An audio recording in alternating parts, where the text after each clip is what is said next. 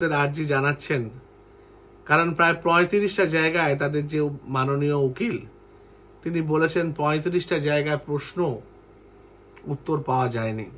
অনেকগুলো পয়েন্ট তারা বলেছেন, সব পয়েন্ট আমার জানা নেই। কিছু কিছু পয়েন্ট আমার যথেষ্ট যুক্তিসঙ্গত মনে হয়েছে। যেমন ধরুন, যে ফুড বয়রা সেদিনকে খাবার ডেলিভারি দিয়েছিল, সুইগি হোক জোম্যাটো হোক, যে কোম্পানি থেকে গিয়ে থাকুক না কেন, তাদেরকে কোনো রকম প্রশ্ন করা হয়েছে কিনা, তাদেরকে ডাকা হয়েছে কিনা সিবিআই এর তরফ থেকে, এই জিনিসগুলো অধরা রয়ে গেছে। যেমন অধরা রয়ে গেছে অ্যাকচুয়াল সিন অফ ক্রাইম।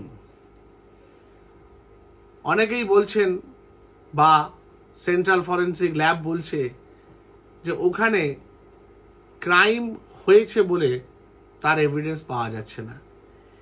এবার ক্রাইম হওয়ার পর সেই এভিডেন্স লোপাট করা হয়েছে না অ্যাকচুয়ালি ওটা সিন অফ ক্রাইম নয়, সেটাও জানা যাচ্ছে না।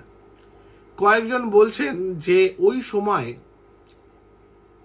আমাদের অভয়ার যে মোবাইল টাওয়ার, সেই মোবাইল টাওয়ার নাকি ওখানে ছিল না। ওই সময় নাকি মোবাইল টাওয়ার অন্য জায়গায় শো করা হয়েছে বা দেখা গেছে যে অ্যাকচুয়ালি যে সময়ে খুন হয়েছে সম্ভবত মনে করা হচ্ছে সেটা ওই লোকেশনেই নাকি টাওয়ার ছিল না। অনেকগুলো ধোঁয়াশা আছে জানেন তো। বিশ্বাস করুন, এই যে খবরগুলো সবকিছু যে সত্যি আমিও মানি তাই নয়। তার কারণ আমার এগুলো জানার কোনো এখতিয়ার নেই।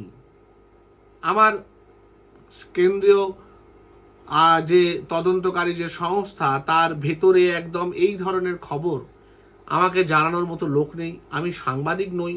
সাংবাদিক বন্ধুরা আছেন, তাদেরও বক্তব্য যে তারাও খুব একটা কিছু জানতে পারছেন না। সবচেয়ে আশ্চর্য যে জায়গাটা, সেটা হচ্ছে মোটিভ।